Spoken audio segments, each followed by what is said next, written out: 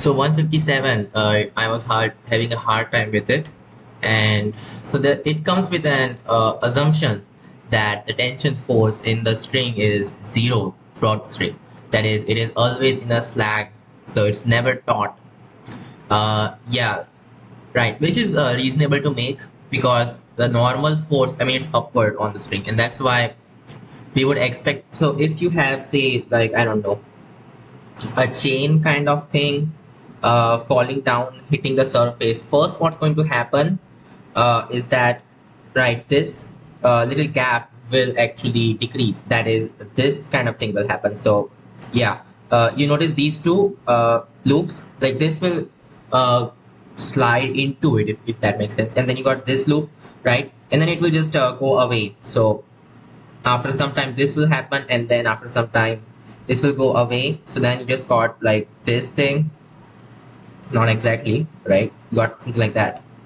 And then by this time this will have got inside of it, and you get the idea, right? So it's getting compressed, it's not getting so at this particular moment when it's hitting the thing, it's getting compressed. It's not that it's getting stretched, right? So there's no tension force really.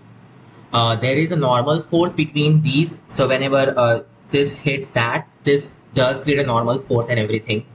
But as a whole, it really doesn't do much, right? That's just the propagation of this normal force, right? That is there, but it's only for this little part, and yeah, so it doesn't do anything, right? So the whole chain, it doesn't do anything.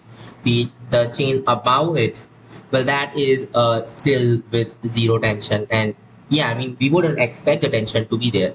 We could expect a kind of like a compression to be there, but right, that is also assumed to be zero. Yeah. And I mean, think about it. If it did start to get compressed, what would naturally happen is that you will have some bends over here, right? So the string will start to bend slightly, and that's why there is a yeah, there's like zero internal force between these loops. You could say that, right? At least for most of the points, there's no major internal force, right? So there's no such thing as tension for this fine chain, right? And I made a whole video on it.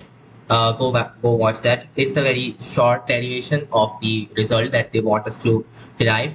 So 157, as I'm concerned, it goes away. Huh, yeah, because I mean, I made a video on it, so I don't have to do it over here. Right, 158.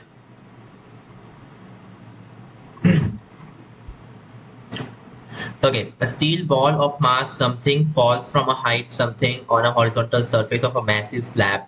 Find the cumulative momentum that the ball imparts to the slab after numerous bounces. If every impact decreases the velocity of the ball these many times. Okay, what? From some certain height, horizontal surface of a massive slab. Okay, cumulative momentum that a ball imparts to the slab after numerous bounces. Oh, okay. If every impact decreases the velocity of ball, this. Oh, okay. So you will have to do that in infinite series. Understanding that. Yeah, but we won't see it in the slab because there's normal force in the slab as well. So yeah, let's do it. So let's talk about the first momentum. So call this thing P0.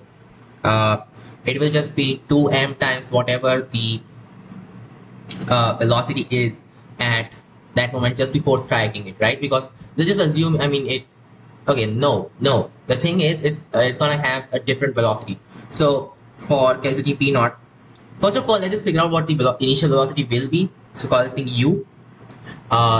So U will just be square root of 2gh, right? Because of course h is equal P must be square minus U square equal to 2as, and that's why this thing. Yes. So it's gonna hit the slab with that velocity first, and then it will bounce back. So with this much of a velocity, so the momentum imparted will be mu. So 1 1 mu, but plus, so it also went back with eta mu, and that's why plus eta. I guess that, yeah, that should do it, right? And then it's gonna go up and fall down once again with the same velocity. So what velocity I should say? It's gonna fall down with velocity mu mu. And then once again, it's gonna impart this times 1 plus mu momentum, sorry, eta mu, and then 1 plus eta momentum. And then it keeps on going. So it's gonna do this till infinity. Yes. So as you can see, it's just it's geometric series, an infinite geometric series. So, oh yeah, this thing is, oh wait, it's decreasing. Sorry, then it should have 1 upon eta everywhere instead of having this thing. Oh yeah. So this is going to be 1 plus 1 upon eta, and then you got 1 upon eta, and then you got 1 plus 1 upon eta, and so on, right? So notice the ratio over here is just 1 upon eta. If you want to sum this up, so take that mu 1 plus 1 upon eta common, then it's just going to be mu 1 plus 1 upon eta, and now it's going to be 1 plus 1 upon eta plus 1 upon eta squared, so on, which is just 1 upon 1 minus 1 upon eta. Yeah, this should work out. So it's just going to be mu times eta minus 1 upon eta plus 1. That should make sense. So this will be the total momentum imparted by this steel ball. Yes, I guess that makes sense. Fine. So no need for recursions or anything or any symbols. It was easy enough already. So this is our answer. Huh? Oh, sorry. We also had to put what u was, right? So guess I'll cancel all of that and write it differently. It's gonna be m times eta minus 1 upon eta plus 1. Yeah. And that times of square root of 2gh. Yes, that should do it. This is our answer. Okay, let's calculate this thing. So mass is 50 grams. Oh, come on. Grams. So 5 to 10 power negative 2, I guess. Okay. Eta is just 1.25. That response can be 0.25. And that, yeah, so 0.25 upon 2.25. That's like 0.5 squared upon 1.5 squared. So that's going to be 1 upon 3 squared. So this is upon 9. Then you got square root of 2gh, which is square root of 2 into, well, what's h? Height 10. Well, we'll just say it's 9.8, right? So that it makes our calculation easier. So it's going to be square root of 98 times 2, which is, well, just 4 times of 49. This is like 2 times of 7. So really it's just 0.7 upon 9, right? Because 2 times 5 is 10, so 10.81, that times 7, so it's going to be 0.7 and upon 9, which is 0.0763, and then you got 7 once again, so on. Right, these many in SI units, so kg meter per second. Yes. Okay. Right, I mean, that should do it.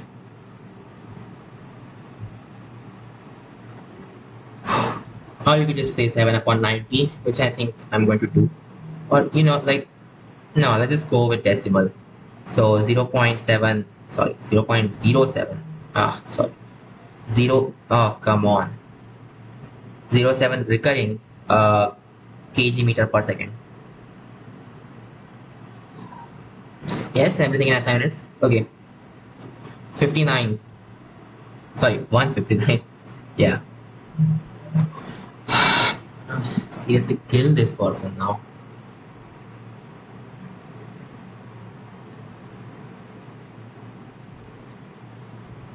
So now you might be asking, who is she? Why is she sending me so many questions? She's just someone I met, and like I was very enthusiastic to solve her questions. Now, yeah, now I'm in this kind of situation. Anyway, so 159. A raft of mass capital M with a mass, what? Sorry, with a man of mass M abroad, okay, stays motionless on the surface of a lake. The man moves the distance L dash relative to the raft with velocity V dash t and then stops. Assuming the water resistance to be negligible, find the displacement of the raft 1 relative to the shore. Wait, what? Motionless. Oh, so the raft is motionless, and then you have to ignore the water resistance. Well, this is awesome. So there's just buoyant force and nothing else from the water. There should be a drag, of course, but then it's not here. Anyway, a man moves a distance L dash related to the raft with a velocity V dash T and then stops. Understandable. The displacement of the raft 1 related to the shore. So, of course, I mean, you can just use the fact that the center of mass does not change because in the end, yeah, there's no net force on the system. Yes, that should do it. So you got this raft of capital M, you got this man on this, which is small m. It moves L dash relative to the raft. If M, so capital M has moved, I don't know, X distance like that. So I just go with X. I mean, you just go with vectors, you know. So if capital M has moved X vector, right? And then this guy, so small m has moved X vector plus L dash vector, right? That's how it would have been, I guess. So plus small m times that, and that upon capital M plus small m. That will be the change in the position of the center of mass, of course. But that's just 0. So that tells us what X vector should be. So X vector is just negative M L dash vector upon capital M plus small m. Well, that should do it. So first of all, they want the displacement of the raft relative to the shore. I mean, okay, that's just X vector itself. So no problem. Okay, and the horizontal component of the force with which the man acted on the raft during a motion. Yeah, so the thing is, like, this guy's relative velocity is constant. Wait, is it constant or not? No, it's a variable, so it changes with t, huh? This is a... Okay, fine. So we'll have to do that. Anyway, so the velocity of the center of mass just differentiates this whole thing. That's going to be... So let's say the raft's velocity is just u. I know. Well, just go with v. Nah, u will work. Okay, cool. It should be v dash. So we'll get this equation and then it's equal to 0. So just get rid of that thing. And yeah, I mean, you can differentiate this directly. So why even bother to do that? So really, I mean, like u is just negative m v dash and whatever, right? So that's understandable. And then we want the force with which the man acts on the raft, right? So the acceleration of the raft, that's what we are looking for. So differentiate this once again, and that will just tell us what the acceleration is. Yeah, that should do it. So, that makes perfect sense. Now, this times the mass of the raft, that will be the force. So there we go. You got it done. So first of all, A, the displacement, it's just going to be negative L dash vector upon capital M plus small m. Well, that times m, sorry. Oops. So it's going to be negative small m, and then you got capital M upon small m right there.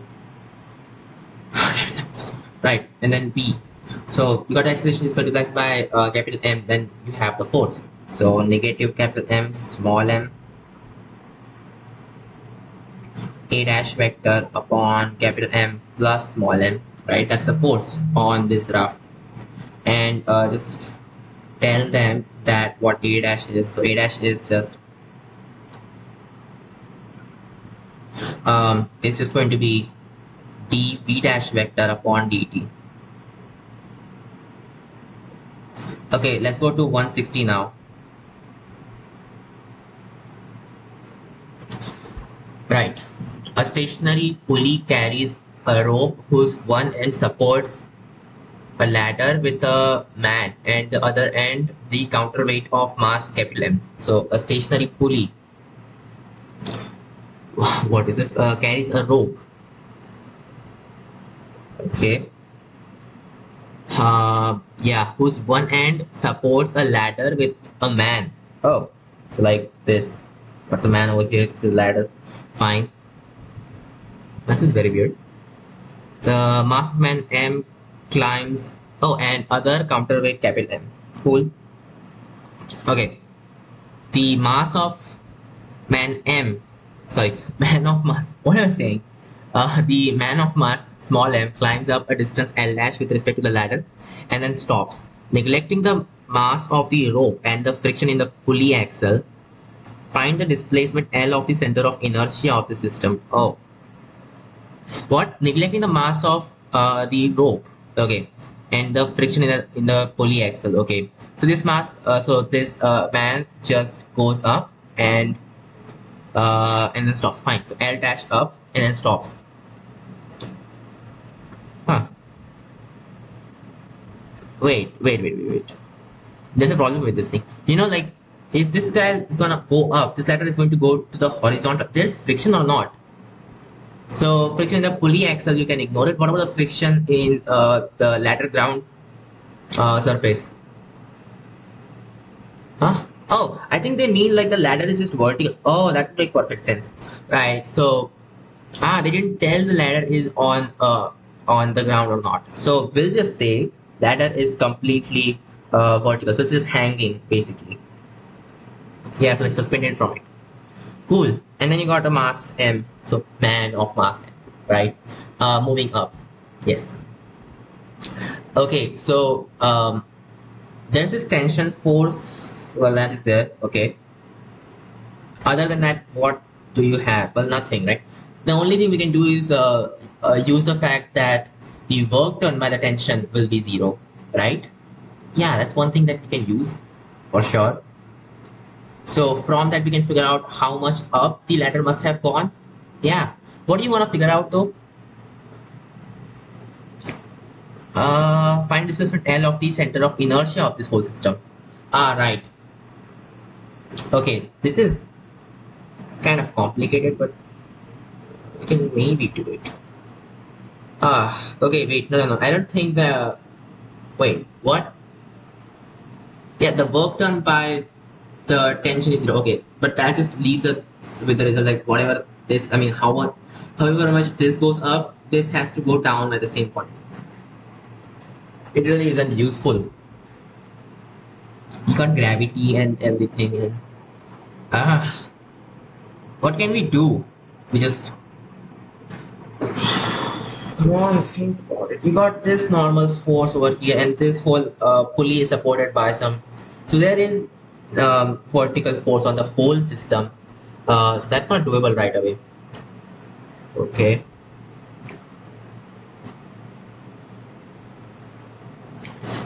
It climbs up, and then stops. So with respect to the ladder.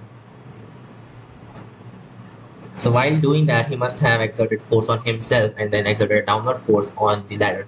So I would assume, okay, ladder is gonna move like that or something. But then he stops abruptly. So he's doing like it very slow or something. I mean, even if he does it slow, it's still going to put up velocity, right?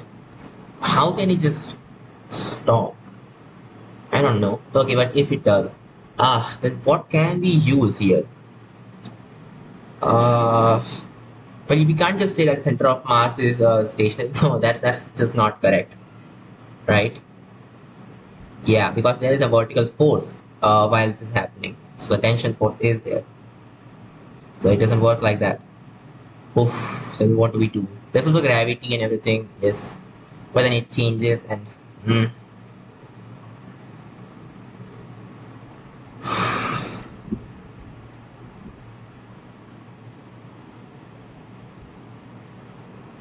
but how do we do this? Come on, there's got to be something. There's different. I mean, energy conservation doesn't work because this guy's internal forces are doing work. So yeah, I mean, this is a source of mechanical energy right away. That doesn't. I mean, yeah. So energy conservation doesn't work. Uh, the center of mass thing also doesn't work. What does work? I don't understand this. How can I solve it?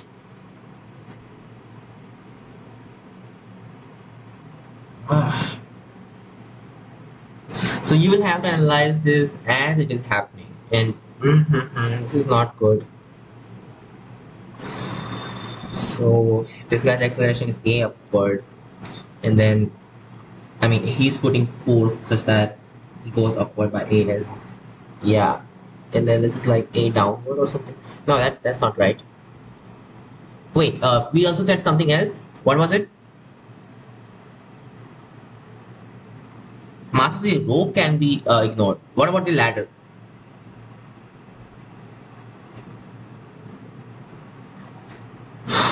Come on. They also gave us the mass of the man and this counterweight. These must be important in the calculation, right?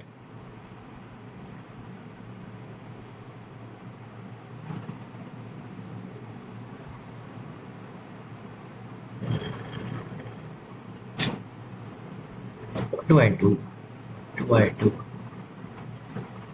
Like this tension acting on this guy. This is going up and this is something doesn't feel correct about this. There's this tension force that's acting upward and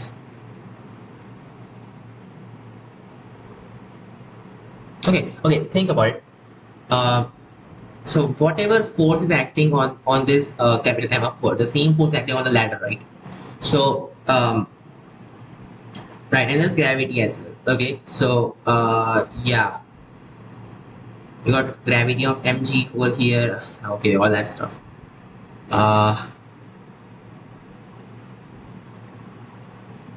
Wait, okay, right now it's at equilibrium. Oh, so you actually gave away the mass of the ladder in that case. So the guy's mass is just small m. This ladder is capital M or small m.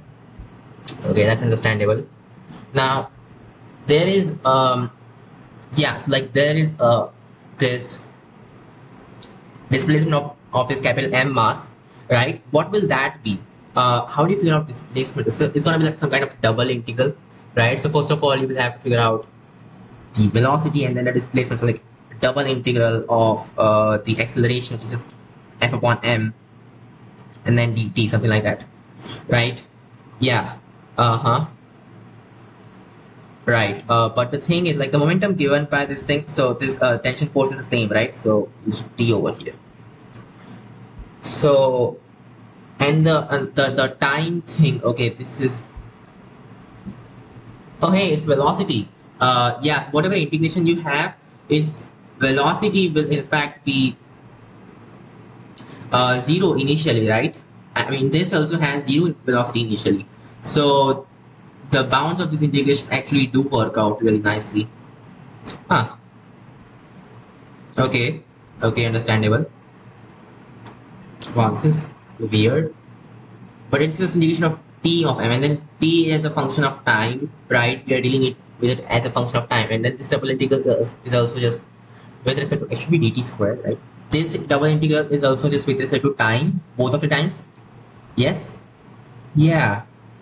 So what that means is like, huh. Yeah, this is our displacement for capital M. So yeah, that's nice. And for this whole system, I mean, this is also just capital M, and yeah, the gravity for this whole guy is still the same, and the tension force is also the same. Wait, what? So, huh. Right, this guy's center of mass will also go up by the same xm value. Sorry, yeah, I mean, yes, it will go up by the same xm value. Right, so however much this capital M has gone up, this guy's center of mass will go up by the same. Oh wow, this is really nice. Because wow, okay, I never thought that you would have to do a double integral to figure out this will work, but okay, I guess you have to. I don't like this way of talking, but that's how it is, right? All you can use is just the fact that the tensions are equal. That's it. That's all you know. So you will have to rely on this equation. Fine. So then once we have the information that the center of mass of this left system will go up by the same x value as this capital M has gone up, we can do it. We can actually solve this. So say this capital M guy has gone up by x, right? Then the ladder must have gone down by x, right? So you will have minus mx. So we want to go upward, right? So x is equal to minus mx. Oh, sorry, minus capital M minus small m, right? Because the ladder's mass is just that. Yes. And then plus however much this guy. So where did it go? This guy, yeah, the man has gone up. So it has gone up L dash as seen from the ladder, right? But ladder itself has gone down by this thing. So really, I mean, it has just gone up by how much? It's gone up by L dash minus x. What we want to figure out is displacement L of the center of, right? So we want to figure out what x is. But in that case, just don't use x, just use L. Yeah, well, that should do it. Okay, that's perfect. Okay, and that everything upon the sum of the masses, which is just capital M, right? This equation will give us what, yeah, what L is. Man, it's perfect. Huh? I can write a full note on this thing. Anyway, just solve this guy. So you got this, and then you have. Let's see. So with L you have minus m plus small m, and then you got minus m once again. Huh? Okay, that cancels. Cool. And then you got plus m times L dash. So from here L times 2 capital M. That is going to be m L dash, right? So L will just be equal to m L dash upon 2 capital M. This is awesome.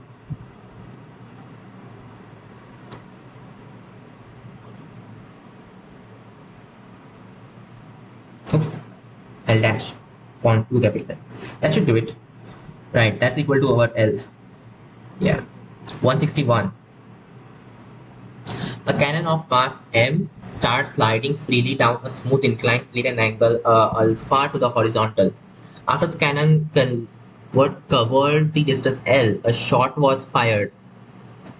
The shell leaving the cannon in the horizontal direction. Huh. The cannon covered a distance L. So the inclined plane is fixed, I guess. Right. Cannon covered distance L. A shot was fired. The shell leaving the cannon in the horizontal direction. The momentum P. Horizontal direction. How would that be? I don't know. As a consequence, the cannon stopped.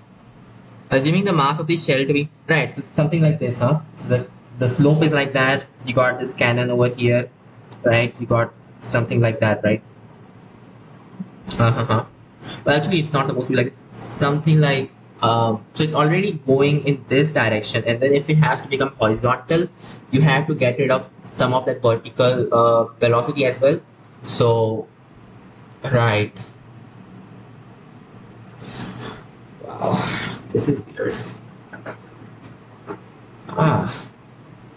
But then if it does that and it becomes horizontal, okay, it's gonna go like that. So that momentum will be imparted, and that means, oh yeah, there's normal force as well. How could I forget that? Right, let's not worry about the direction of launch that much. All we really care about is the fact that cannonball was horizontal. So that basically means some horizontal momentum must have been imparted on this cannon. I know this is not a cannon. It's just the base of it. But then, yeah, just think about it as the whole cannon. So just a mass, yeah. And you got this velocity on this guy. You got some momentum imparted, right? Yeah. So even okay, separate the cannonball from the cannon, right? While that's happening. So what you can do is also think about the cannon. The cannon itself is going with velocity v as well, right? In the initial condition, along with the cannonball, yes, but it's going with velocity v. And then this cannonball goes with horizontal momentum. So the opposite momentum is imparted on this cannon, and so now it's got to go like this. Okay. Yeah, cool. As a consequence, the cannon stopped, assuming the mass of the shell to be negligible. Oh wow, this is awesome. So the mass of the shell is negligible. Perfect. as compared to that of cannon. Determine the direction, sorry, what? The duration of the shot. So you want to actually figure out the velocity of this shot and also the position. Nah, actually no, the position is not that important, right? Just want to figure out what the velocity of that shot was, right? But you don't know what the mass is, so, huh, how would I do it? I don't know what the mass was. Ah, right, you gave us the momentum. Yes, that's okay. But with the without the mass, how can I actually do anything? Because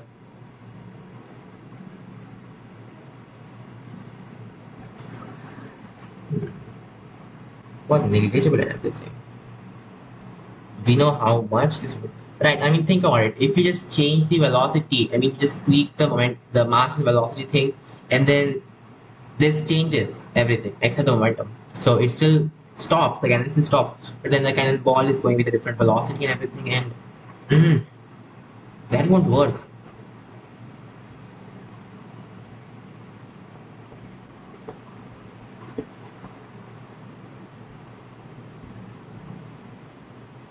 How can I do that? How can I figure out the duration of the shot if you only gave me the momentum? It's not doable. No, it's not. Unless, of course, we can somehow figure out what small m should have been. So we got this small m going in this direction with some velocity, right? Oh yeah, just call this thing u and wait, what? Sliding freely down the inclined plane. Okay. Just think about it as u, and this will be v. This is m. So this whole momentum would have been equal to mv. Yes. Okay. Uh-huh. So this momentum upon capital M, so P upon capital M is the velocity imparted in this direction. Yes? Yeah. So now it just stops the thing. So the thing is like only a component of this velocity is actually doing anything, but the other component is just neutralized by the normal force, right, in this direction. So yeah, this angle is going to be alpha. So P upon M cosine alpha, that should be equal to U. That's what you are saying, huh? Right, understandable. But we don't know what U is. Oh yeah, so after the cannon cover, this is L. So actually we do know what U is, right? Yeah. So V squared minus U squared, so U squared minus 0 is equal to 2AS. So it's going to be 2 times of, in this case, A is just G sine alpha. Yeah. And that times L, that should do it. So U is really just square root of 2G sine alpha L. Once you put that in here, right. Okay, cool. So now we know what momentum is. What we are really interested in finding it, this velocity. Now, once you would know that, we just want the time of flight. This is still complicated, yes, but it's not that complicated, right? So only the vertical component is what matters.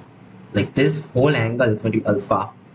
So this angle will be 90 minus alpha. So V cosine of that is going to be V sine of 90 minus alpha is the normal velocity, and then you got G cosine theta opposing that velocity. So really, I mean, there's going to be 2V sine, wait, what? That's alpha right there. It's going to be 90 minus alpha. So cosine of that is going to be sine alpha, yes. So 2V sine alpha upon G cosine alpha, that's going to be the time required. So that's our duration of the shot. And now we know what V is, so it's doable, actually, right? So you're just going to put, wait, but we still don't know what small m is, so how would you actually do anything? Yeah, we still don't know what small m is. Uh-huh. Right, without knowing what small m is, we can't do anything.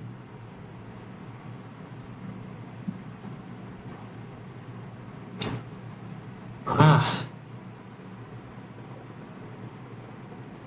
Oh, okay, wait. I think I messed up somewhere because this small m was also moving with the cannon, right? Oh, so Huh. But hey, okay, come on. That part of momentum which was lost, that, okay, no, that cannot be happening. We have to account for that as well. Oh, yeah, we have to account for that as well.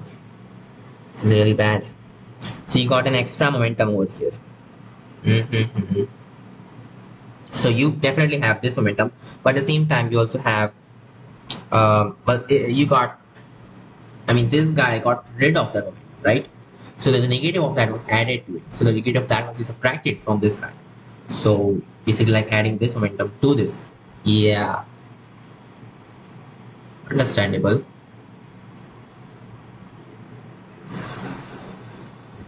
Come on, think. And then it stopped. So it's not supposed to be just you. No. It's got a bit more than that. Hmm. It's okay, I understand that. Right? I really do. But how is it going to help? Like this has to be m times v, not just. Can I even solve this without small m? Right? Because it's going to have v as a variable and small m as a variable. So, oh, actually, no. You know what? No, yeah, it does have both as a variable. So, I mean, the whole equation is going to have. Wait, no. Okay, I see how I can do this. Right. So let's assume that the mass is not negligible, and then after doing all of the calculation, you'll finally assume to be negligible, right? So 160. What is this? 1. Right. Once again, the same stuff. U is just equal to square root of uh, 2g sine alpha times L. Yes. The time required for the shot will still just be um, 2v. Um, I mean, supposed to be sine alpha, right? Sine alpha upon g cosine alpha. That's still there, all right? These two equations we will still use, but in the end, first of all, momentum conservation. In normal direction, that is. Okay. So you can just separate the cannon and the cannonball. This is the cannonball. This is the cannon. This is both of these are like moving with velocity u, right? So right now the momentum is so in the tangential direction only. So normal direction we'll just not talk about that because you have this normal force right there. So haha, yeah. This is going to be like capital M plus small m times u, right? And that will be equal to, so finally this guy is I mean it's stationary now. So our capital M is with 0 and this small m guy is moving with velocity v like that. Yes, and the momentum imparted on capital M is P, right? So we can do that, no problem. So first of all, figure out what P should be. So such that it somehow stops. P is definitely just, oh, its direction is also different, huh? Huh. Oh no. Oh yeah, so this guy is, we cannot use capital M to figure out what P is, but we can use this small m to figure out what P should be. Yes? Yeah. So the momentum imparted on this guy is like v vector minus u vector times m. Of course.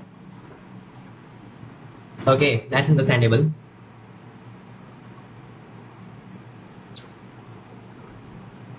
Okay, horizontal direction momentum p.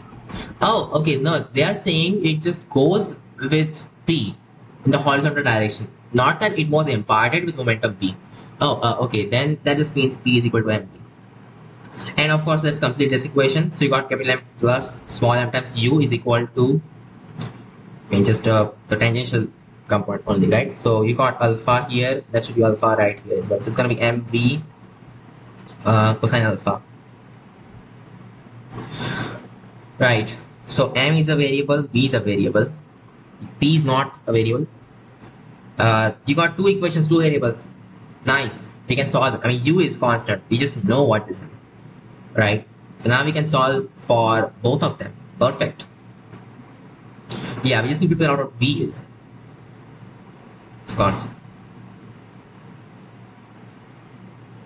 Hmm. Well, think about it. Okay, we can put this over there and then get rid of this V from this equation. So this will just give us small m. So small m will be equal to P cosine alpha upon U and that minus capital M. Yes. And now using this equation, we just get V is equal to, well, all of this upon that. They didn't give us any values, so we have to do it. Just have to. So P upon all this stuff. So that's going to be P times of U upon E cosine alpha minus M times U. Perfect. Now once we know what V is, we can figure out what this should be. Yes. Okay. So we want 2V sine alpha upon G cosine alpha. Nothing that cancels out right away, but yeah, we could try. Okay. So this will be 2P, or just put U as that and then somehow. No, that won't work. I wish this was easier. So it's got U right there, and it's gonna multiply by cosine alpha anyway. So this is just not good. This isn't good. No. But that's what it is, huh? Fine. I'm just gonna submit this as my answer. So as 3 equations.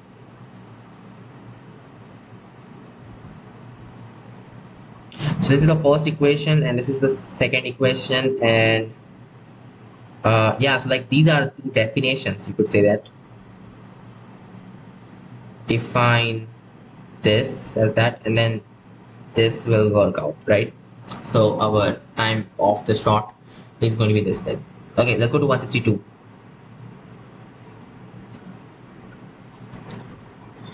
Horizontal flying bullet of mass small m gets stuck in a body of mass capital M suspended by 2 identical threads of length L. So figure 1.42. Where is it? This thing. Okay. Flying bullet of mass m gets stuck in a body of mass capital M suspended by 2 identical threads of length L. As a result, the threads sever through swerve, whatever that means, through an angle of theta. Probably just, okay, it shears, right? Assuming small m is much less than capital M, find the velocity of the bullet before striking the body, the fraction of the bullet's initial kinetic energy. So on this, all they told us is what masses are and threads are identical with length L, whatever. They didn't give us anything about the velocity. Oh, and they also told us the angle, which is also important, I guess. So the thing that we can use here is just momentum conservation, I guess. Wait, no. Momentum conservation will not do it. Will it? What about angular momentum conservation? I mean, you could do that, of course. Like, problem is that this this string, it changes its angle. It's not always vertical. So that causes momentum conservation to not work in any two directions like that. So it won't work. Oof. That's really bad. Oh, okay. So what we could do is just figure out initially what velocity of this combined body will be, and then once we have that, it's something like simple harmonic motion if your theta is very small. Yeah, we did take small m to be much smaller than capital M. Well, that doesn't mean the momentum has to be very small as well, but you could do that, right? Yeah. Then in that case, your theta will be small. No, that's not the correct thing to say. Oh, yeah, energy conservation, right? So first, do momentum conservation to figure out the velocity, and then after that, as the whole thing is just, yeah, so there's no friction because the whole thing has the bullet in there somewhere and nothing much is happening. You can just do kinetic energy conservation, right? Okay, cool. Right, let's just write some equations then. So first of all, kinetic energy conservation to figure out the velocity just after impact. Yes. Right. So this guy is L, and then now this angle is theta, and yeah. So this capital M plus small m mass is now up a bit. So what is this length going to be? It's going to be L times of 1 minus cosine theta, right? Yes. And so I mean mgh is the thing. Mgh is equal to half mv squared. So 2gh is equal to v squared, or v is equal to square root of 2gh. That would do it. So square root of 2 times g times this h, L into 1 minus cosine theta. Yes. So now we figure out what the right. So we got the velocity just after the impact. Okay. And now we can figure out the momentum. So that will just be equal to capital M plus small m times this thing. That should be equal to small m times whatever its initial velocity was. Perfect. Isn't that right? Yeah, well, that should do it. Okay. So first of all, the velocity of bullet before striking a body, we got it. Yeah. And then you want the fraction of bullet's initial kinetic energy that turned into heat. Ah, yeah. So you will have to deal with all of it now. Oof. Well, I mean, actually, the B part is independent of this theta, or yeah, it's just based on the fact at the moment that this small m guy just got into this and stuck there, right? That's what it's dependent on, of course. So after the impact, your kinetic energy would just be half capital M plus small m times whatever velocity they have. So v squared, and then before the impact, your kinetic energy would just be half small m u squared, but then the remaining kinetic energy, so oh, it should be this minus that. So half m v squared minus, sorry, u squared minus all of this stuff. That would be the, what am I doing? Oh yeah, this would be the fraction we are looking for. And of course, you know that mu is equal to capital M plus small m times v, right? Yeah, and now we can solve this. Okay, so this will just be 1 minus capital M plus small m times v squared upon small m u squared. Now, we can write this as 1 minus v upon u, right? Because, I mean, these are just equal, so get rid of that thing. It's going to be v upon u, which is not that hard. So 1 minus of small m upon capital M plus small m, which is going to be capital M upon capital M plus small m. That's how much of energy got converted to heat. So B, we can figure that out, and A also, in fact. So A, first of all, will do the velocity will just be capital M plus small m upon small m, and then you got square root of 2g. You know what? I mean, like 1 minus cosine theta, right? It is 2 sine square of theta upon 2. That's better. So this will just be, I know, like, yeah, just take that out. So 2 times of this side in that case. And then we got sine of theta upon 2. Okay, and square root of GL. That should do it. Right. So that's A. What about B? This is the answer for B, right? That's the fraction. Capital M upon small m, right? Sorry, capital M plus small m. Cool. So 162 done. Let's go to 163.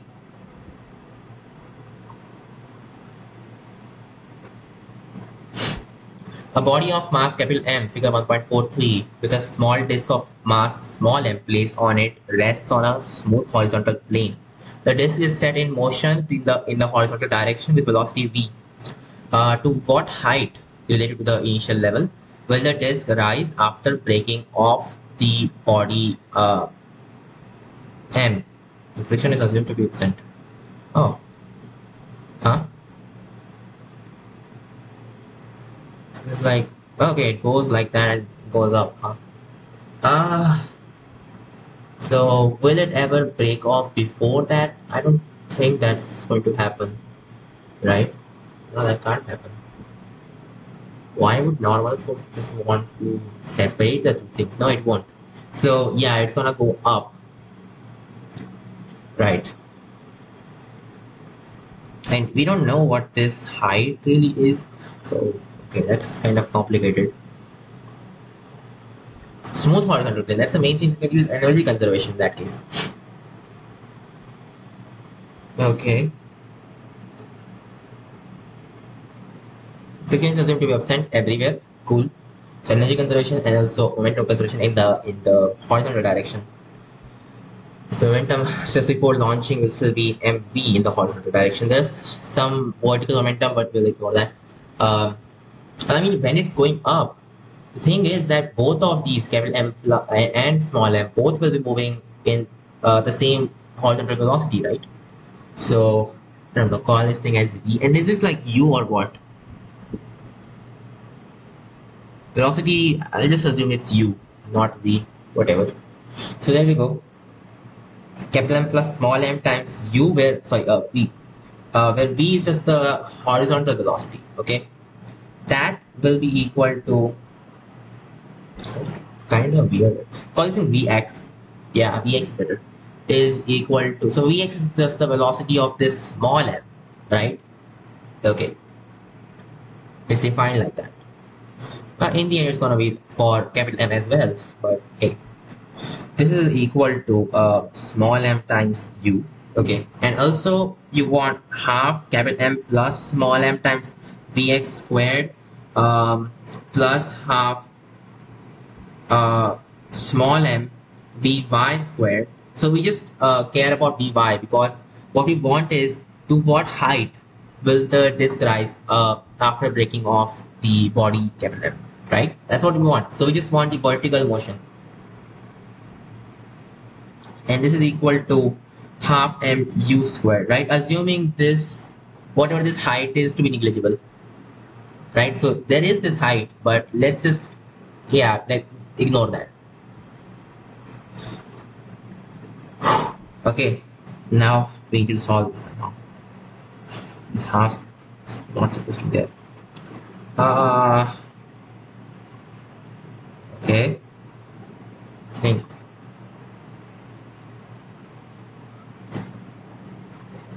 Okay, this is like, what can we do? What can we do? First of all, let's define some stuff. So capital M, sorry, capital M plus small m upon small m. Let's call this thing as eta, right? Then you just have u is equal to eta vx, or vx is equal to eta u, or maybe we should actually define it the opposite way. Well, whatever. This is how it is, huh? Yeah. So then this whole equation just becomes, well, eta vx squared plus vy squared is equal to u squared, and then multiply by eta once again, so then just have u squared plus eta vy squared is equal to eta u squared. So you just have vy squared is equal to eta upon, sorry, eta plus, no, minus 1. Eta minus 1 upon eta, and that times u squared. And of course, this is positive. I mean, it's bigger than 1, so it works out. Well, if you think about it, it really is just capital M upon capital M plus small m, right? So u squared. And from here you can figure out what vy is. So vy is just square root of capital M upon capital M plus small m, and that times u. Yes.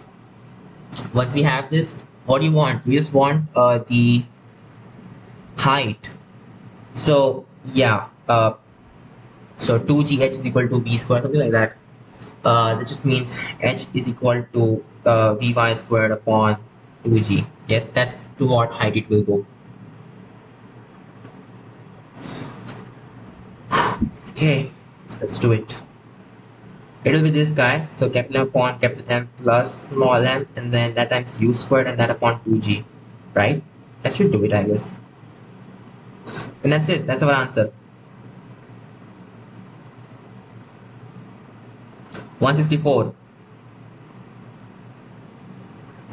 A small disk of mass small m slides down a smooth hill of height h without initial velocity and gets onto a plank of mass capital M lying on the horizontal plane at the base of the hill.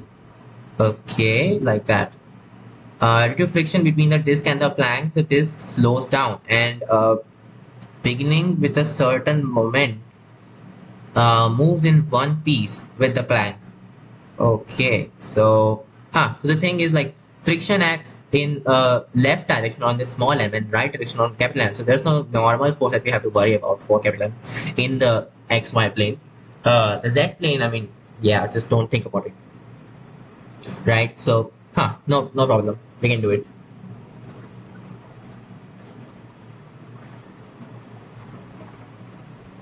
Okay.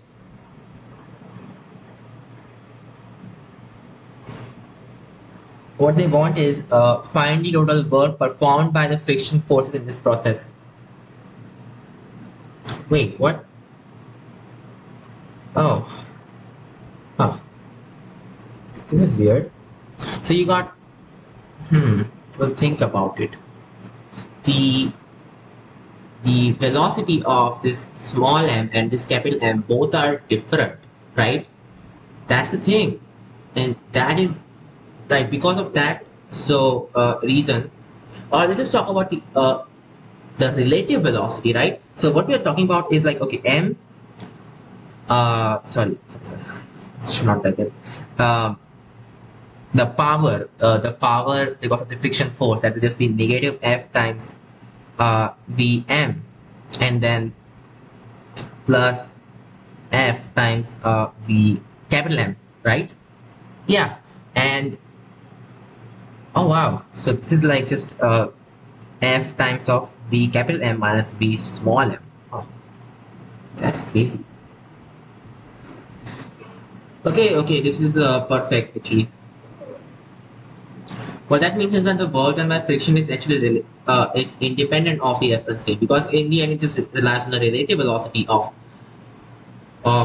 capital M as seen by small m, right? I mean, it should be different, I guess, because oh, it's negative. Sorry, it's negative f, and then you got V small m minus V. Right now, this thing will be positive quantity, and it works, of course. So yeah, that's nice. Can it be stated that the result of so B? Yes, it can be stated. Okay, first of all, we're gonna find a total work performed. So right, look, the normal forces are not doing anything. It's just that the friction force is doing work, and so basically just want to find the change in kinetic energy, right? Of course, after this comes down all the way, right? So at this moment, and then yeah, so whenever this is just before going to the plank, right? Just before that moment, and after some time, you want to figure out the thing. After some time, after it becomes, I mean, after they go with the same velocity. Yes. Okay. So first of all, find the velocity with which this comes down. It's gonna be square root of 2gh.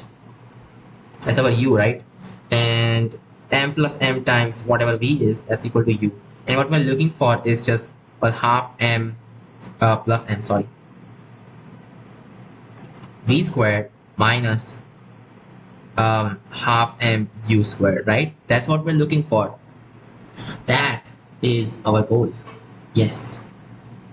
So using this thing, we can write this as half mu, and that times of v minus u. Yes, that should do it. Cool. Now you know what v is and everything, so we're gonna put that in there. It's gonna be half mu times, so oh, it's supposed to be small m over there, sorry. So you got m upon capital M plus small m, and that thing minus 1, no, doesn't make any sense. Oh god.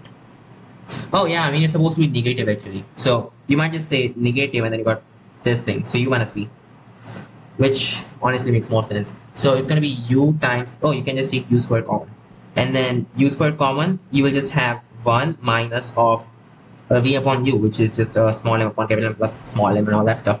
So this is just going to be capital M upon capital M plus small m. Perfect. And guess what? Half mu squared, that's just mgh. Yeah. Perfect. So there we go. You got the thing. You got the answer of A, which is total work done. Oh, it's going to be negative, sorry, by the friction. So yeah, and as you can see, it is independent of what velocity this guy actually had or anything. right? Right? But yeah, the thing is, there's going to be pseudo forces and everything, you know?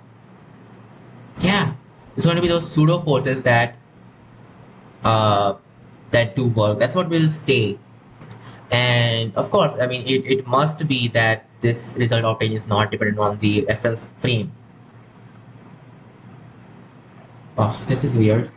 So what if initially it has, we know B works, but it's not showing its formula for some reason.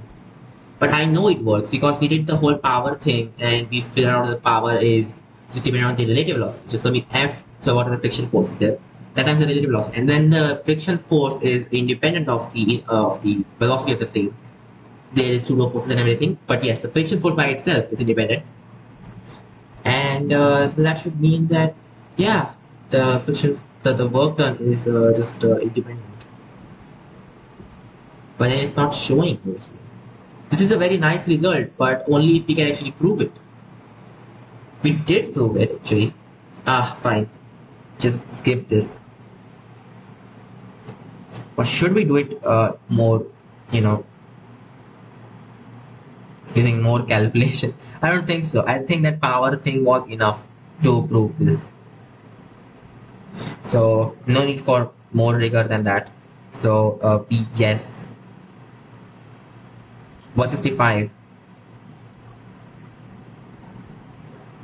Okay. And this is like awesome because if second is true, and it most likely is, then A can be extended to all kinds of velocities that, I mean, only if the velocities are actually the same or like that. Yes. So if the velocities are same, then you can apply to that. It should be like really nice actually. Like if this whole system was moving with velocity in this direction, then you could do it. You could still do it and figure out the work of friction. Yes. Okay. Let's go to 166 now. No, 165, sorry. Okay. A stone falls down without initial velocity from a height h onto Earth's surface. The air drag assumed to be negligible. The stone hits the ground with velocity whatever relative to the Earth. Obtain the same formula in terms of the reference frame falling to the Earth with a constant velocity v naught. What?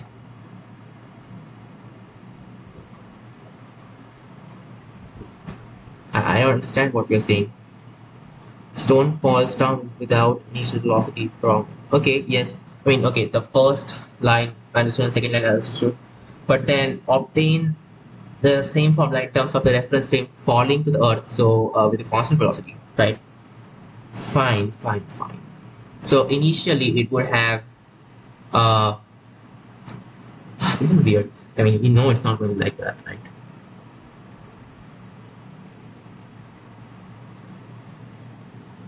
Stone hits the ground with velocity. This thing. I mean, come on. Relative to Earth. What kind of thing is right? I mean, it's just really easy to do it. So the thing is, so if this reference frame is going with velocity v naught in this direction, so according to the reference frame, initially this particle must have been going with v naught like that, and then you got height h over here and everything, and then this guy's acceleration is g like that, and then whatever velocity it hits this ground with, the ground itself is also just moving with v naught, which is, yeah, that's how it is. So after it does this thing, right, it's gonna hit it. Sure. So I really just don't want to do. I just want to figure out how this is related to Earth, and then related to Earth, we do know it's supposed to be like that and everything. Thing is that the time will be different. I mean, it's gonna be the same, of course. It's the time is the same, but now the situation is slightly different. So I can say, oof. Okay, I mean, just think about the y coordinate of the Earth. That will just be v naught t, and the y coordinate of this guy, that will be h plus v naught t and minus half gt squared. So whenever these will come together, what will happen is that h will be equal to half gt squared. So you can just figure out what time required is. Time required will just be square root of 2h upon g. And then once you have this, you can figure out what the velocity should be. So it's going to be v naught minus gt, which is going to be like minus square root of 2gh. And guess what? This is going up by v naught. So according to this, the velocity is just negative square root of 2gh. Of course, negative signifies it's going like that, but you get the idea, right? So yeah, why do they want us to do it in some other reference frame? In the end, the best thing to do would be to shift to the Earth's point of view, right? Because it's just kinematics. It's not energy and all that stuff. I know energy depends on kinetic energy. Energy depends on the reference frames, yes, but its change doesn't. Its change doesn't. Yeah, that's how it's gonna be. Okay, right? I mean, work energy theorem still works in all kind of reference frames. Inertial, but there's pseudo forces in non-inertial ones. So, yeah, it only works if you include those as well. Anyway, 166. A particle of mass 1 gram moving with velocity something, experiences a perfectly inelastic collision with another particle of mass something with velocity something. Find the velocity of the formed particle, both the vector and its modulus. If the components of wait, what formed? Oh yeah, so it's inelastic collision. Perfect. So just do momentum conservation, right? Ah, yeah. Uh, okay, both the vector v and its modulus. If the components of vectors v1, v2 are given in the assignments, okay, whatever. No problem. I mean, it's really easy. So, yeah, I mean, you just got m1 v1 vector plus m2 v2 vector is equal to m1 plus m2. Yeah, you get the idea. The velocity will just be m1 v1 vector plus m2 v2 vector, that upon m1 plus m2. Now, figure that out. So, v1 is 3 and minus 2. So, that times 1, that's just going to be 3 minus 2. This bracket notation is just it's just writing a vector in a more compact form. Plus, so m2 is 2 gram. Okay. I mean, even though it's grams, it still works out even if it was kg or anything. Just the ratio matters, right? So you got 2 grams, and so 2 times of this guy, yeah, it's going to be 8 and negative 12, and this upon 3, I guess. So 8. Wow, this is not good. But it's gonna be 3, yes. So this is going to be like 11 thirds, and then you got negative 14 thirds. This is not good. This is our velocity vector. This was weird. So the velocity vector is just 11 third I hat and then minus 14 third j hat. Is that correct? Yes, it should be. What else could be? Oh, okay, there's k. Sorry. I'm really sorry. I misinterpreted the whole thing. So it's gonna be this times 1. Okay, as I expected. Something's going wrong because this ugly thing cannot be our answer, right? It's got 3 negative 2 comma 0. So also including the k hat component. And then plus, so 2 times of this guy, it's gonna be 0, 8, and minus 12. And all of that upon 3. So 8 minus 12 is just, it's 6, and then upon 3 is 2. So 1, 2, and negative 4, right? Let's do it. 1, 2, negative, just write down in proper notation because it's physics, not math, right? So I plus 2j minus 4k, right? That should do it. And then what? Just figure out the magnitude of this guy. Yeah. Wait, this isn't looking like an Irodov question really because it's just a calculation. Okay, it's the square root of 1 plus 4 plus 16, which is square root of, wait, what? Is that for real? Oh, it is. It very much is. Huh. This wasn't expected. But that's what it is. Fine. Its modulus is just square root of 1 plus 4 plus 16, which is 5 plus 16, which is like 21. So square root of 21. Okay. So, next. Find the increment of the kinetic energy of the closed system comprising two spheres of masses m1 and m2 due to their perfectly inelastic collision if the initial velocities of these spheres were equal to v1, v2. Perfectly inelastic collision, the increment in the kinetic energy of the closed system comprising of spheres. Alright. No big deal. So, You just want the increment in the kinetic energy. But I mean, okay, this is not looking good. How can it be incremented? It's supposed to be the decrement, right? But whatever. So negative increment. It's going to be half m, the final thing. So it's going to be m plus m v squared minus half m v1 squared minus half capital M v2 squared. Okay, I mean they are using v1, v2, whatever. So I'm just gonna use 1, 2 as well. It's supposed to small, I mean all of the solutions now. Okay.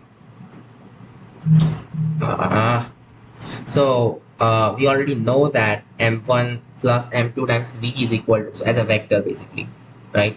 So m1 plus m2 times v vector is equal to m1 v1 vector plus m2 v2 vector. From here we want to figure out what this is supposed to be, because this we already know, we just want to figure out this guy. So square this and you just get the thing. It's gonna be, oh, we can't just square it right away. Uh-oh. Ah, right, we have to square it, but it won't give us the result immediately. m1 squared v1 squared plus m2 squared v2 squared plus 2m1 m2 and v1 dot v2, right? That's what it's going to be. And then of course half and then divide by m1 plus m2, right? So that will do it. 1 by 2 common, just divide this by m1 plus m2, and oh, this is not looking good.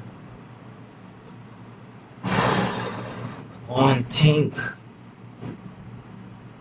And then you have to subtract half m1 v squared from here.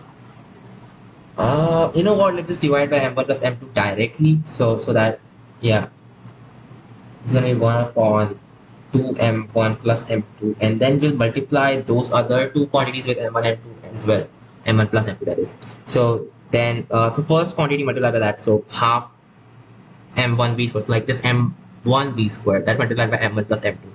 That will be m1 squared v1 squared plus m1 m2 v1 squared, and the other guy would just be m2 squared v2 squared plus m1 m2 v2 squared. So the sum of this thing, well, look, this and that will no longer be there, because yes, and then it's going to be this minus this. Oh, this is going to be negative, of course, but where this is negative of m1 m2, and then you got v1 minus v2, so as a vector, it's vectors then squared. Yeah, that should be the thing. So this will just be negative of m1 m2. Oh, so I mean, okay, this is weird, because like this only depends on the relative velocity. Huh. So is this really correct to say that the kinetic energy does not depend on the inner, does not depend, I mean the change in kinetic energy does not depend on the frame? I guess it is actually. Yeah. Even though it looks weird. I mean, we know work energy theorem always works. No problem with that. But the change in kinetic energy is a different thing altogether. So that not depending on the reference frame is still weird, right? Usually, I mean, yeah, usually that wouldn't be the thing. I mean, if your particle is going from say v1 to v2, the difference of their squares, that depends on the values of v1 plus v2, because the thing is going to be v1, or sorry, v2 minus v1, that ends up v2 plus v1, right? It's going to be like that. So it depends on this quantity as well. So that's why the frame also matters. But for this particular case, it's somehow not. Okay. That's the thing though. It's got v2 vector minus v1 vector squared. That's right. That's the thing. So that is 166. The increment in kinetic energy, even though it's, I mean, decrement would be better.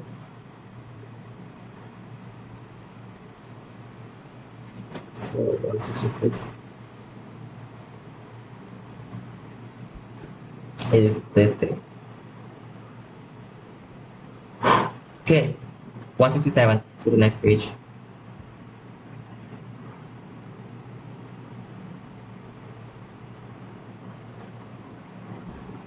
Find the, wait, that was the thing. Yeah, 166 was, wait, what? 165 was, wait, huh? Oh, okay, it was a proof question. Sorry, that's why. That's why I didn't write anything. But then, okay, this is supposed to be 166 right there, and this is supposed to be 167. Now it's going to be 168.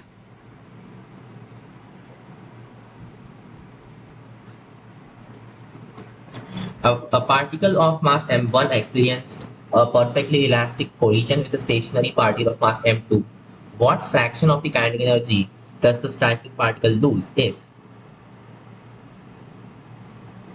it recoils at right angles to the original motion direction? Uh, first particle is moving, the second particle is stationary. Okay. What fraction of the kinetic energy does the striking particle lose if it recoils at right angle to the original motion direction? Okay. Okay, well, think about it. This might be like, okay, this is our particle, this is another particle. This was originally going with some velocity like that, and then after a collision, now it's going like this, and this has a momentum imparted in this direction as well as in this direction, so it's going like that or something. The good thing is like kinetic energy is in different directions. You can just add these up. Yeah, this is perfect. Right. What fraction of the kinetic energy does the striking particle lose if it reverses at right angles to the original motion direction? The collision is head on. Right. So, you know what I'm thinking? Let's just not go with that. Instead, let's say it retains some velocity. So, this was moving with u. This is now v over here, and this might be, I don't know, v1 and v2. Maybe that's better. And then this momentum is the same, like it's just going to be p upon m1 and p upon m2, right? Okay. First of all, momentum conservation, that just tells us like, oh, come on, please. m1 v1 plus m2 v2 is equal to m1 times u. Okay, perfect. And then what? And kinetic energy conservation, because elastic collision. That tells us that, okay, think about it. Half, oh, this is gonna get so complicated, maybe it's not worth doing it.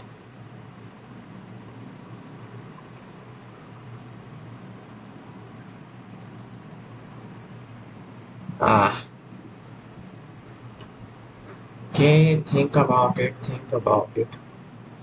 Thing is, its center of mass does not change, so maybe you can take the view of, okay, no, don't do that. Don't do that, please. That won't work. I mean, you could take the center of mass's point of view because, I mean, it does change actually. Its velocity is non-zero. But yeah, its velocity is non-changing. That's one thing. So you could take that view, of course. But let's not do that. Okay. So, well, you're gonna do half mv squared. I mean, let's just get rid of that half. So m1 v1 squared plus m2 v2 squared plus so this is like p over here. The energy would just be square of p and that upon m and half of that, right? I mean, that half is gone anyway, so we're just looking for mv squared, and that's why it's gonna be p squared upon m1 plus p squared upon m2. This is going to be equal to wow, this is very weird. This is equal to m1 v, sorry, u squared, right? Yes, that is the equation. Okay, cool. Got this extra term right there. Honestly, I just hate this. Now what do? We don't know what p is. Like, without P. What? So P can change accordingly. So this is less like an equation and more like an inequality, because all we really care, yeah, like P squared is just positive. That's all we really need to know. So what that tells us is like, okay, m1 u squared minus m1 v squared minus m2 v squared, that thing is always positive. Wow. Okay, okay, perfect. And then what? uh, Come on, think about it.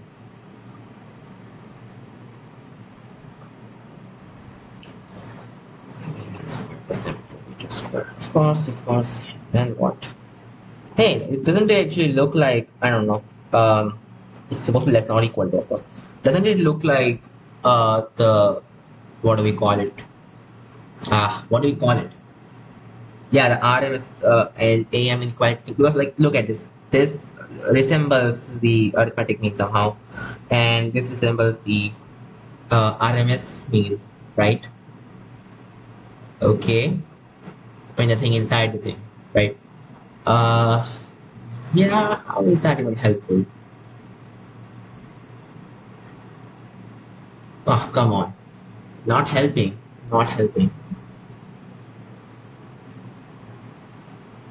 We could put MU as this thing, and then yes, like just put. So like give us some kind of inequality. Yes, yes, that will work. Okay, we can't do anything right away. Fine. So you just have to go with this.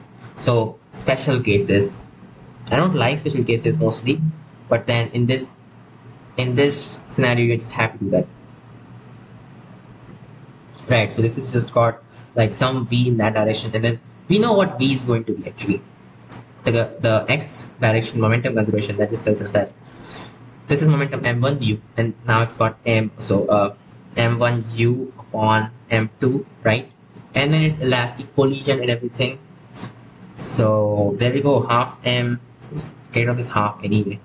M1 u squared is equal to p squared upon m1 plus p squared upon m2 plus m2 times this quantity squared. It's gonna be m1 squared u squared upon m2. Yes, that should do it. Why don't we just multiply by m1 m2? That would do it, right? It's gonna be m2 times m1 squared u squared is equal to p squared that times m2, and then m1 as well. So it's gonna be m1 plus m2 times p squared. Wow, this is not looking good. Oof. Okay. And then plus, so m1 m2, right?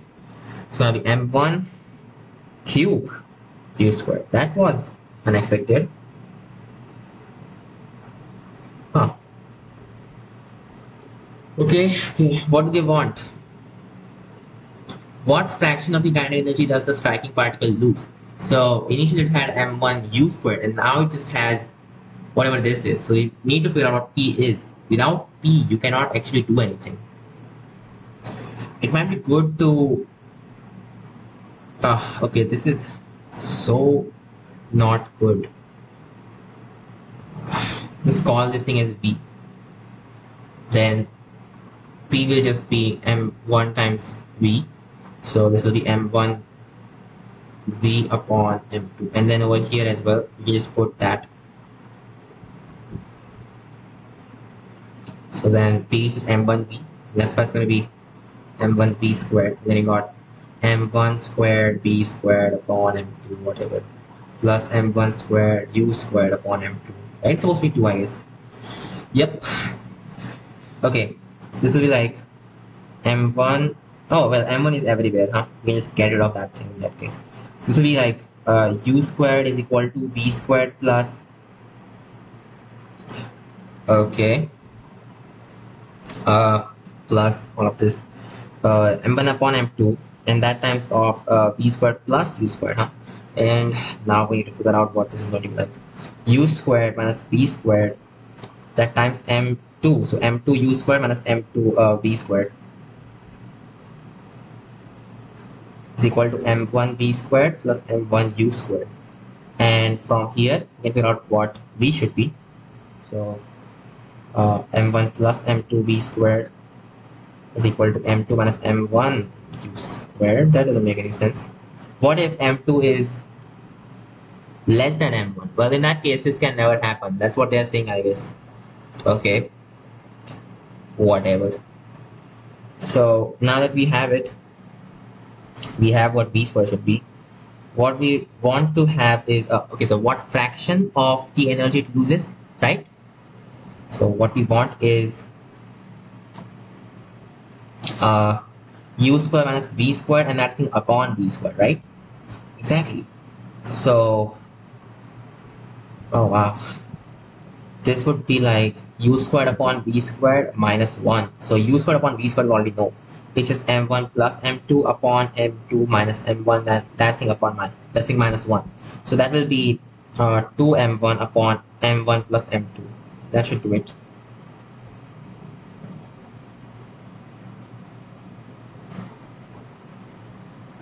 And also the condition was what? M2 should be bigger than m1, so that this actually happens.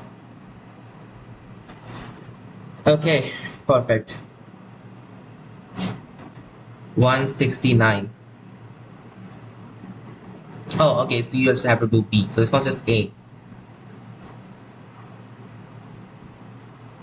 This is stretching on. B. The collision is head on. Yes. Well, okay, if it's head on and it's elastic collision, we know it's just gonna stop and then give some velocity. No, that's not how it's gonna be. It was different, I guess. Okay, just do it.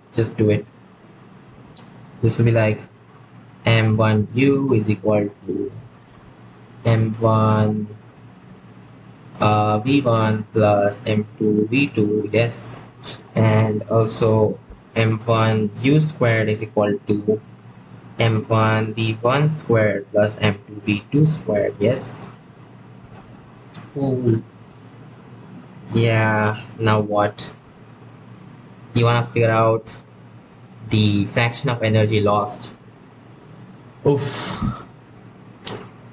This is not good. Okay, now what do we do with it? You just square this, of course. That's not gonna help. Let's divide m2 upon m1 as, I don't know, eta. Then this will just be, you know what, let's use that over here as well. So it's gonna, nah, that we already have in a good format. So this will be like u is equal to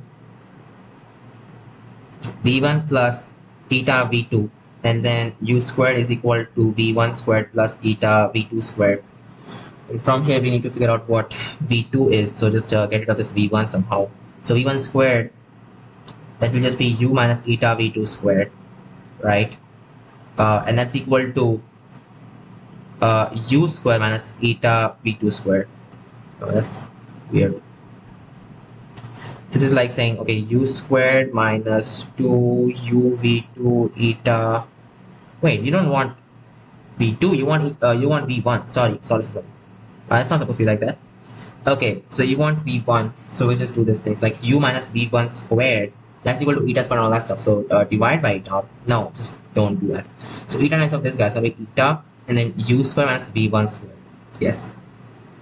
This will be like u squared plus v1 squared minus 2u v1, that's equal to eta times this, all of this stuff, like eta u squared minus eta v1 squared, and from here you should get the thing. Why is this so hard? This is a quadratic. That's not what I hope to get.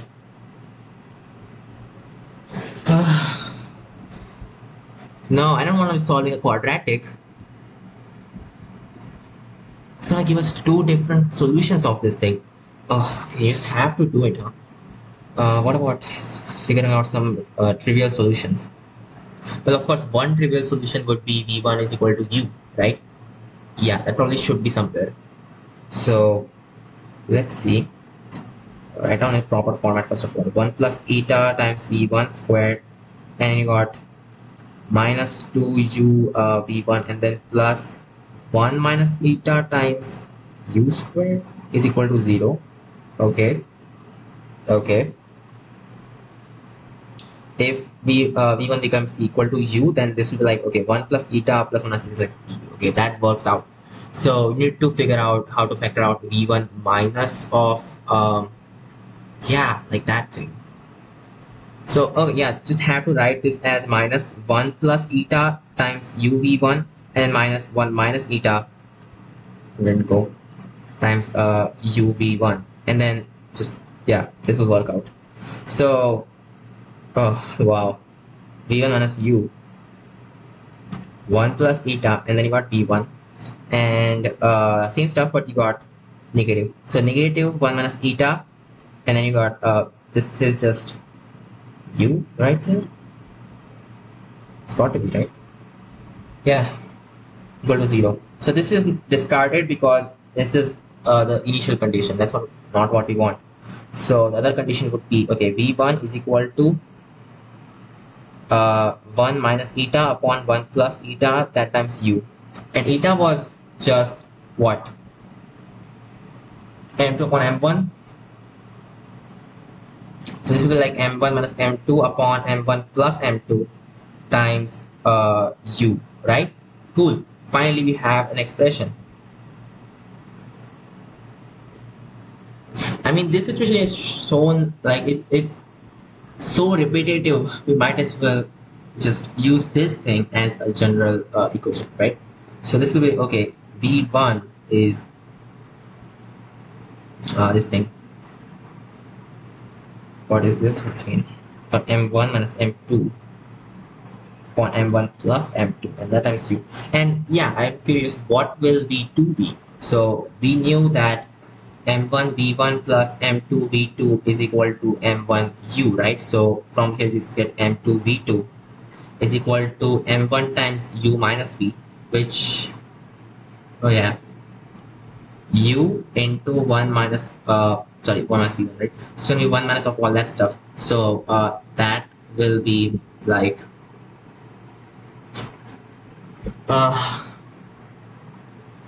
2m2 upon m1 plus m2, right? That will be v2. So from here you can say, okay, v2 is equal to 2m1 upon m1 plus m2 times u. Right, I'm gonna use this later on if I ever get a chance, and if I remember it, that is. Okay, got v2, you got v1. What we wanna figure out is really just what u square minus v1 squared upon all that stuff is, right? Yeah, you could use this thing as well, you know. Yeah, this was also good enough, I guess. So this was 1 plus eta times all that's like, okay, v1 plus eta v1 is equal to u minus eta u. What we want is v minus u times v plus u. This is not going to give us that, is it? No. Right, so we are looking for u squared minus v1 squared, that thing, upon u squared. It's gonna be what? 1 minus of v1 upon u squared, which is just this quantity squared. It's gonna be 1 minus eta upon 1 plus eta, that thing squared, which is, yes, it's just going to be 4 eta upon 1 plus eta squared, which is yeah, it's gonna be 4 of m1 m2 upon m1 plus m2 squared. That should do it. Oh yes, that's very good. Cool. This is the ratio.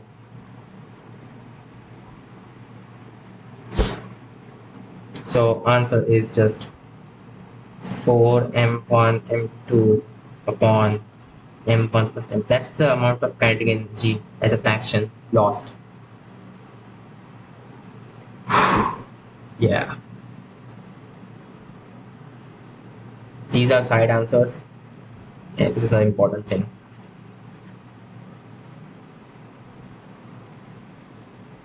So also this happens.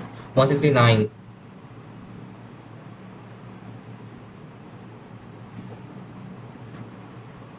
Particle 1 experiences a perfectly elastic collision with a stationary particle 2. Determine their mass ratio if After a head-on collision, the particles fly apart in opposite directions with equal velocity. Now it's gonna work, right? Now it's going to work. The particles fly apart symmetrically to the initial motion direction of a particle. Oh, come on, please. B is going to be so hard to do because. So after a head-on collision, the particles fly apart in the opposite direction with equal velocities. That just means, okay, V1, V2 are just negatives of each other, right? So the addition is going to be 0, right? What that thing is like, okay, cool. Yeah, wow. So what that saying is like, okay, 3m1 minus m2 upon m1 plus m2. That's supposed to be equal to 0. That just means, okay, m1 is equal to m2 upon 3. Cool, that's the ratio. So they want their what? In what order? I think 1 to 2. So that would be 1/3. Yeah? So it's going to be 1/3 then. And then think about it. What happens if their masses become equal? Then V1 becomes 0, as we expect, of course.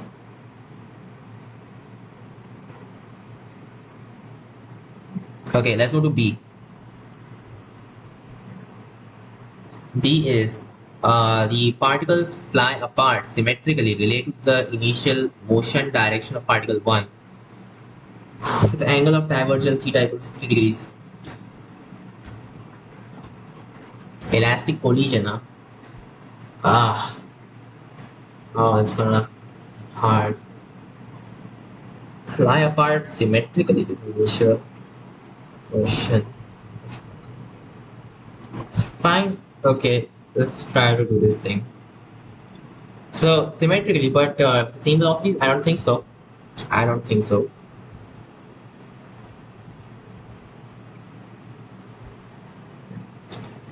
So initially you just had, so yeah, this is like M1 is going with U. This was M2. Now after that, M2 went like this with V2 and M1 with V1 like that. And then of course you got V2 upon 2 and V1 upon 2 over here. So what that means is like, oh, okay, this might be important, but yeah, this makes it easier to use because it's 2 times of that or something. Yep. Let's just use this thing. So we'll say this is not V1, this is not V2. Instead, we'll call this thing as V1 and this thing as V2. And this will be 2 V1 in that case. And this will, sorry, should be 2 over here. And this will be 2 V2 right there, of course. So, yeah, like, wait a second. Both of these have, this is weird. First of all, what that does is like, okay, the vertical momentums are, I mean, those must be equal, but the only way that happens is like m2v2 should be equal to m1v1. So the momentum imparting both of them, okay, that is equal for some reason. All right, okay, so m2v2 is equal to m1v1. More like square root 3, m2v2 is equal to square root 3 m1v1, but it's the same thing. Yes. Fine. And perfect. And also, okay, that's not important right now. And also m2v2 plus m1v1. So in the x direction, just you will get this is equal to m1u. Let's call this thing p. That means p is equal to m1u upon 2. And also what we is in the energy. So you got 2 in the next, like it's only half m2v 2v2 squared, which is going to be so 2m2v2 squared. I mean that half is still not important, so we'll get rid of that anyway. So m2v2 squared plus 4 m1v2 squared, that is equal to m1 times u squared. Perfect. Let's not use this. Or maybe we should. Yeah, let's use this. Sorry. Okay, cool. And then you know what, we can write it differently. So we can write this 4 p2 squared p squared. Yes, because both of it is equal to p. So p squared and that upon that upon m2, and then you got 4p1, sorry, p squared once again, supposed to be 1 over there, right? And that upon m1, that's equal to m1 u squared, just equal to what? 2p, and I think, oh, it's got this square over there. It's gonna be m1 squared u squared, it's gonna be 4p squared, and that upon, well, m1. Oh, but that means m2 is infinity. What? But how? M2 is, how can that be infinity? No, this makes no sense. What? No way. This is not supposed to happen. What's going wrong?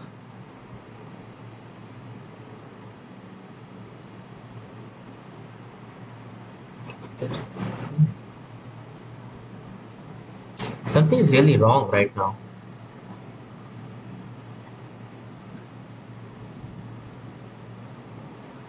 Momentum is supposed to be equal. Yes, I understand that. But for that to happen, this must happen and that must happen. And, huh.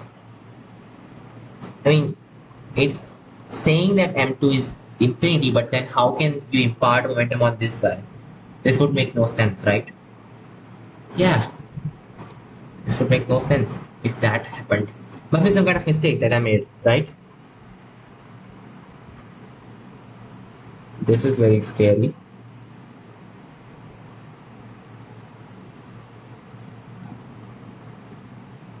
Oh, wait. Angle of divergence. Oh, okay. It's diverge. Oh, yeah. Sorry.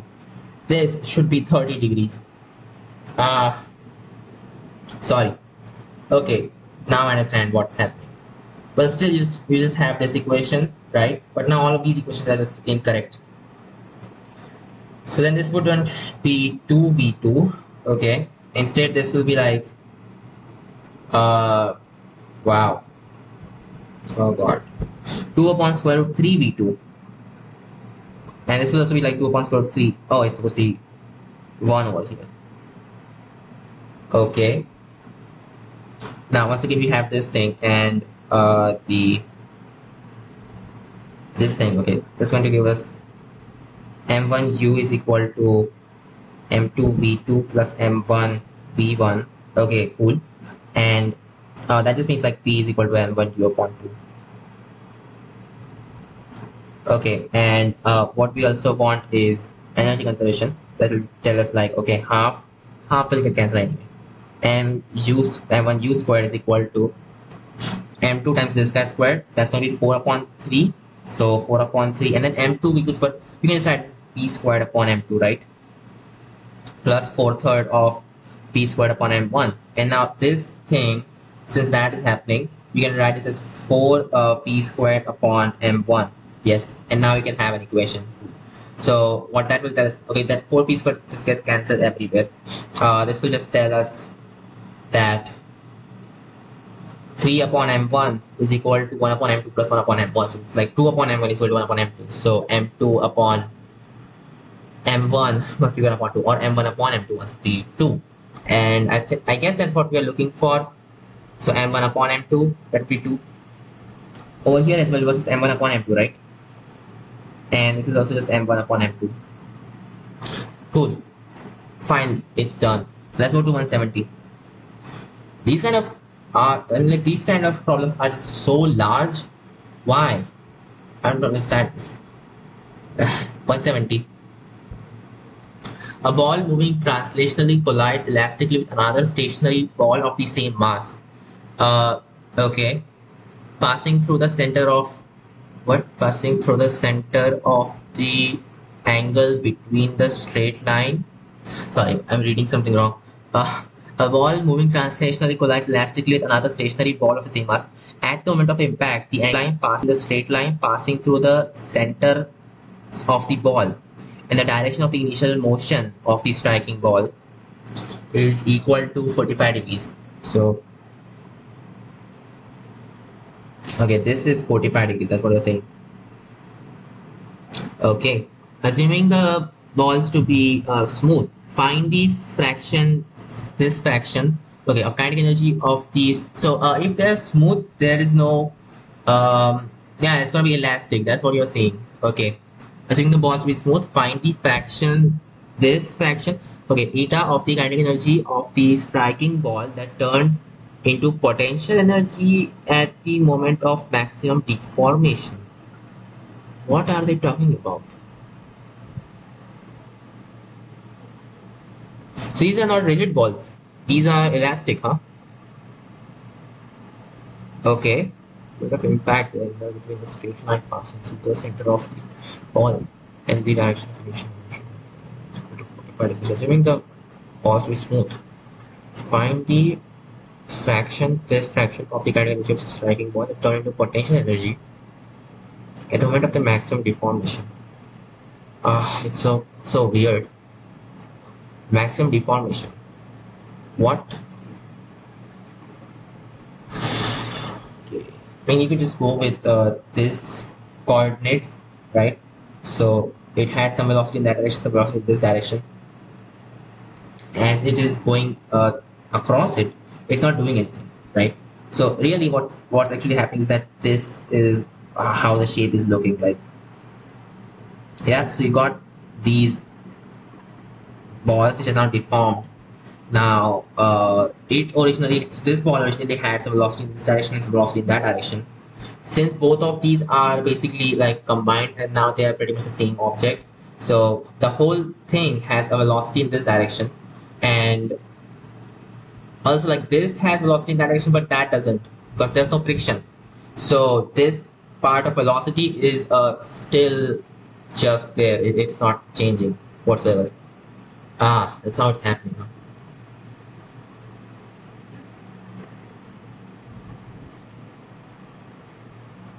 Yeah, right. So you have to do momentum conservation to figure out what this should be, and then figure out what this kinetic energy, so in just in this direction, would have been. And yeah, well, that's the thing, huh? uh this is weird.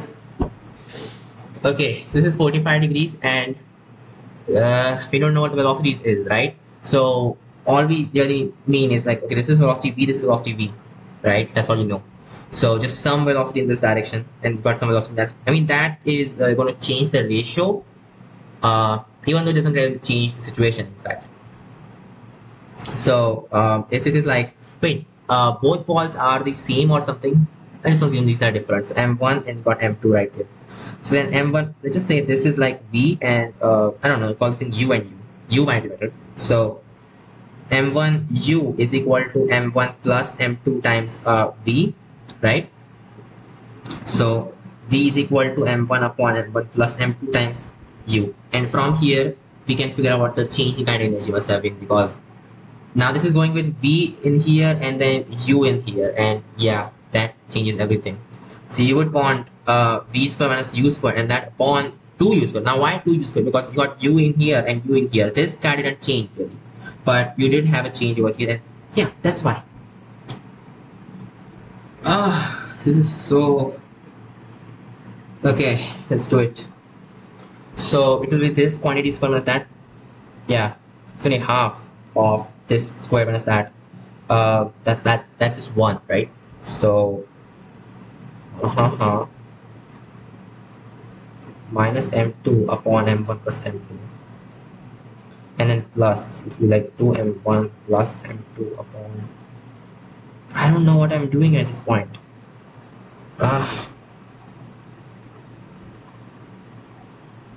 Fine, I guess. So that is the change in kinetic energy, which is of course negative. So the energy that it lost, that's what we are looking for. So that would, the fraction, right? That's going to be m1 plus m2 times, sorry, 2m1 plus m2, and that times of m2. So yeah, 2m1 plus m2, and that times of m2, and that upon m1 plus m2 squared. That half of it actually. Right, this is the ratio, that's the fraction. Yes. So now we can do this was what, 170, I guess. Yes. But of course it's not a numerical value. Oh yeah, so another system involves the same mass, important, right? Cool, but we got a general formula, so perfect. I mean, it's actually not general because you didn't. Uh-oh. Yeah, a big uh-oh. Oh shit, because the thing is, it's 45 degrees. For we should do it for any angle. That's how it's got to be. But let's just not go into that and just plug values into this to get the thing. So it's gonna be 3 upon 2 squared. It's gonna be 3 4 and then half of that. So yeah, I guess that should do it. 3 upon 8. Okay, so that's it, huh? So I'll see you guys in the next video.